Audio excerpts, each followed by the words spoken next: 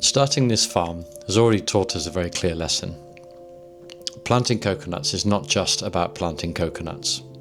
Nonsense, I hear you say, or perhaps it sounds obvious.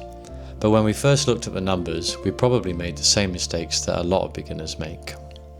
We took a look at the land, we looked at our big pile of seed nuts, we looked at a very nice and neat planting plan, and we thought, okay, cool, we'll just need to get them in the ground then. But the more we do this, the more we realise that the real challenge is not only the planting.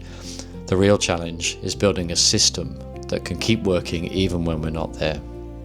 At the moment, we've planted around 180 coconuts. Numbers go up, and that means that it is progress, and we're extremely happy to see that more and more of them are going in the ground.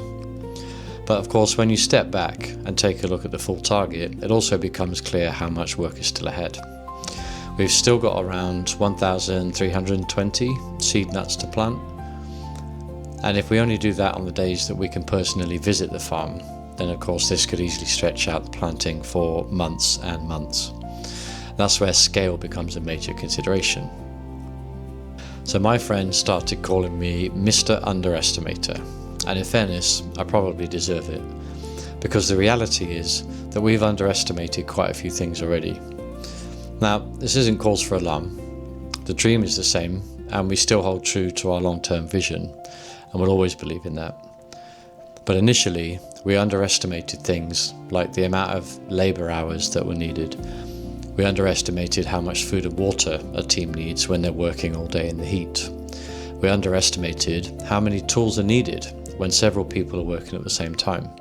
We also underestimated how quickly small delays can add up. And we underestimated how important it is to track progress clearly against a target, and not just say, well, we planted some more today, and then trust that we'll eventually reach a target and assume that it'll be on time. This is where the numbers become important. If one small team plants around 30 coconuts in a day, that sounds good, and that is a target that we've set. But if you have more than 1,000 to plant, then that's a lot of working days. If we can only visit the farm, say, twice a week, then the timeline starts to stretch out pretty quickly. But for example, if we can build 2 reliable teams working more days each week, then suddenly the whole planting schedule changes. The difference between one team and 2 teams isn't just about a few extra coconuts, but it could be the difference between taking several months and getting this done in not more than a few weeks. And that's a completely different timeline. When we're planting through the monsoon season, this becomes even more important because there will be unscheduled down days where the weather prevents any progress, and so ramping up on the good days is the difference between staying on track or completely missing targets.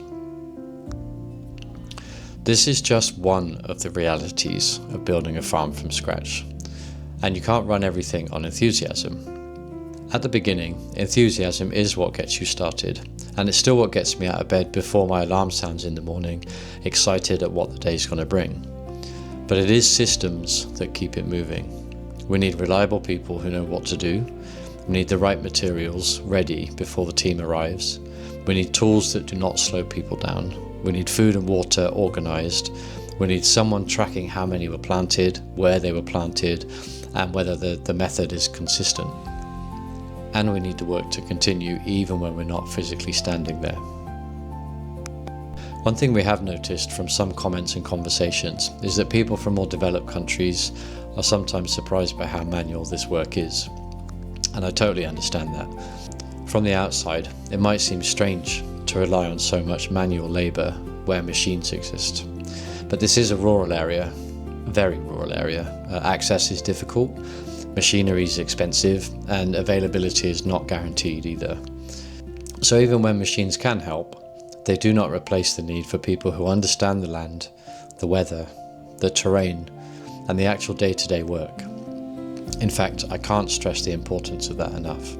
Manual methods still work here because they're practical, flexible, and easily available.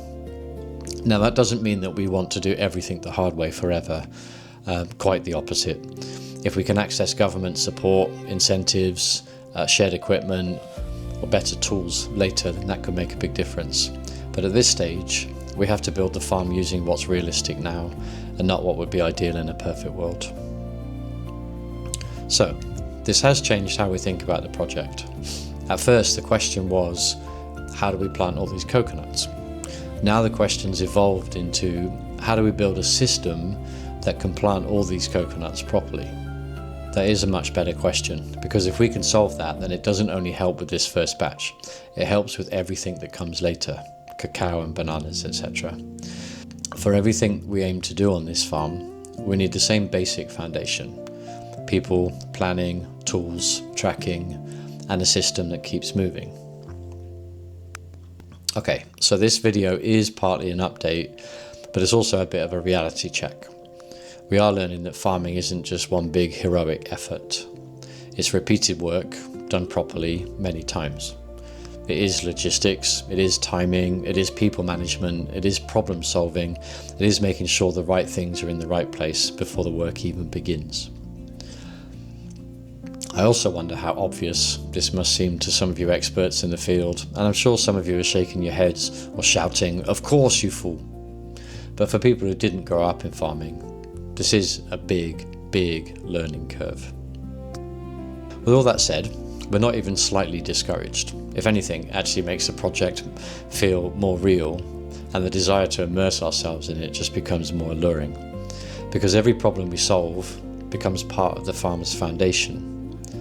The next step is for us to keep planting, but also continue to scale up carefully and purposefully. We need to find reliable people. We need to organise and structure the work better. We need to track the numbers properly, and we need to stop underestimating what it takes to turn this land into the farm that we imagine. So yes, we are still planting coconuts, but the bigger job now is building the system around the planting. We know this farm won't work just because we have a dream, and I know it won't run on fairy dust. It will work if we can turn that dream into a process, one step at a time, team by team, tree by tree. Dear friends, this is Mr. Underestimator, and you've been watching Let Go and Grow, where we really do document our midlife transition from comfortable city living to rural chaos. Thank you, and see you next time.